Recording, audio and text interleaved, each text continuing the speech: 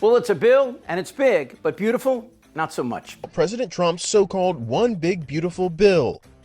The yeas are 51, the nays are 49. The motion is agreed to. In a 51-49 vote, the Republican-led Senate advanced the bill late Saturday after an hours-long vote, moving it one step closer to passage. Two Republican senators, Tom Tillis of North Carolina and Rand Paul of Kentucky, joined Democrats in opposing advancement of the bill. Senate Minority Leader Chuck Schumer forced a reading of the entire 900-plus page legislation, delaying what is expected to be hours of debate. There is not expected to be a vote on the bill until Monday. The legislation extends tax cuts from President Trump's first term, removes taxes on tips and overtime, and increases spending for defense and border security. Opponents of the bill argue it would make significant cuts to Medicaid and food stamp programs. The president has repeatedly told Congress he wants to see his big, beautiful bill passed by the 4th of July. Okay, this isn't that hard to understand. While Trump and Republicans offer twigs like no taxes on overtime and tips, understand what's really happening here is irony on steroids. On the week leading up to the 4th of July, where we fought to free ourselves from a government ruled by royalty and void of individual rights, this bill seeks two things. One, to rob Americans of health care, and two, give trillions in tax breaks to corporations. And even the small tidbits to waiters and waitresses on tips is a lie. You will only be given a break on taxes on tips and cash, which now make up only 30% of the tips people get. The rest are all on plastic. But what's happening here is the GOP-controlled Congress is ready to pass a bill that no one likes. And every day it gets worse. Why? Well, for starters, a new analysis from the nonpartisan Congressional Budget Office found 11.8 million more Americans would become uninsured by 2034 if the bill becomes law. The CBO said the package would increase the deficit by nearly $3.3 trillion over the decade, and billionaires would pay less in taxes of every kind. Americans feel about the big, beautiful bill. Yeah, if we're talking about adjectives, how about they think it's awful, they think it's horrible, and to quote our colleague Charles Barkley, terrible, terrible, terrible. What are we talking about here? Well, let's take a look at the net favorable rating on the big, beautiful bill. I don't just got one poll for you, Omar. I got 5 of them, and the net favorable rating, minus 19 points, Washington Post, minus 20 points, Pew Research Center, Fox, minus 21, Quinnipiac University, minus 26, KFF, minus 29. You don't have to be a mathematical genius to know that when the net favorable rating of your bill is somewhere between minus 19 and minus 29 points, that it is not a positive bill as viewed by the American public. The American public at this particular point hate the big, beautiful bill. As far as they're concerned, it's not a big, beautiful bill. It's a big, bad bill. I always appreciate when you hold back, Harry. I know, I try. As people have learned more about the bill, I mean, obviously we're still in these stages working out individual pieces, and we'll see where this ends up. But as people have learned about it, has that popularity changed at all once they get more details? No, Omar. You know, we have Quinnipiac University. They hated it in early June when the net favorable rating was minus 26 points. And look at where we are in late June. It's the same, minus 26 points. The more they learn about this bill, they hate it just as much. I've been going through the historical books and trying to find a piece of legislation that looks more likely than not to pass, and seeing if there is one as unpopular as the big, beautiful bill. And the bottom line is, Omar, I can't find one. This one is in the history books, and for all of the wrong reasons as far as the American public is concerned. So why is this bill so unpopular? Why is this bill so unpopular? Well, I think Republicans would argue that this bill is supposed to help out the American people and their family. But the American people disagree with that idea. All right, Trump's policies and your family, help or hurt? The big, beautiful bill, just 23% say help. How about 49%? 49% say hurt. This bill will pass by a thread. 1 vote in the House and 2 in the Senate, and it will have devastating effects on poor and sick Americans moving forward. So let's put the wealth in perspective. There are about 1,000 billionaires in this country, and over the last 10 years, they've received close to $10 trillion in tax breaks, which is enough to feed every hungry person in the world world for close to a decade.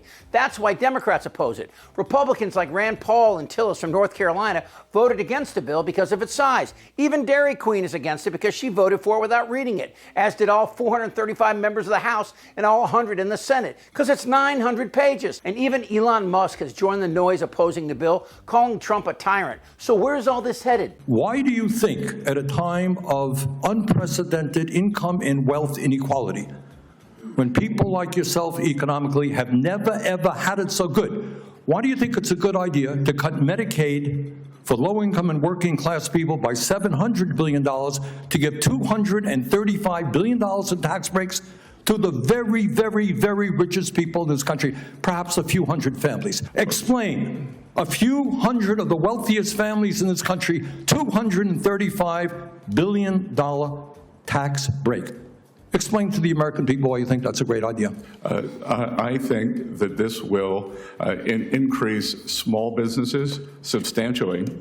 That most small businesses, they are... Has zero to do, come on, you're smarter than that. This is the top 0.2%. This is not a mom and pop store. These are multi-billionaires, and the savings go to their kids after they pass away. This is nothing more than a gift to billionaires in this country. People understand that the political system in this country is largely corrupt. Okay, so normally with that 49% opposing the bill, you'd think that the whores in suits would run from this bill. So what's different? Well, Trump has changed the game. Now, this may sound over the top, but think about this. Trump is not only claiming he can run again, but the Supreme Court is leaning to allow him to stay in power by robbing federal judges the power to stop his executive orders. Are you seriously considering a third term? So many people want me to do it. I have never had requests so strong as that. But it's something that, to the best of my knowledge, you're not allowed to do. I don't know if that's constitutional that they're not allowing you to do it or anything else. And then there's that immunity thing, right? If the president decides that his rival is a corrupt person and he orders the military or orders someone to assassinate him, is that within his official acts that for which he can get immunity? It would depend on the hypothetical, but we can see that could well be an official act. The truth is, everything stated in Project 2025 is blossoming into a real live democracy shit show. And consider what historian John Meacham says in this video. Here's what I do think is happening. I think that, and I was not a great math student, so when a pendulum goes this far, right, when it drops back, it doesn't go back to the middle. It keeps going. So you don't have... President Trump is not a recipe for us to have a president from the Brookings Institution next time, right? For some sort of moderate, we're all going to reason together. The pendulum will probably move pretty far that way. And I think, I never thought I would say this, but the longer President Trump governs the way he's governing, the more likely he's making the presidency of AOC. I really do.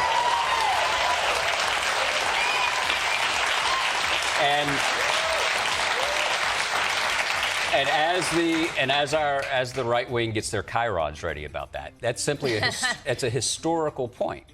But do you really think that Trump and these billionaires will allow the AOCs and the Bernies of the country to gain power again? Do you really think they'll let democracy in the driver's seat and lose trillions of dollars? No! Trump will sick ice on every person of color and every protester who stands up to him. In the good old days, this doesn't happen because they used to treat them very, very rough.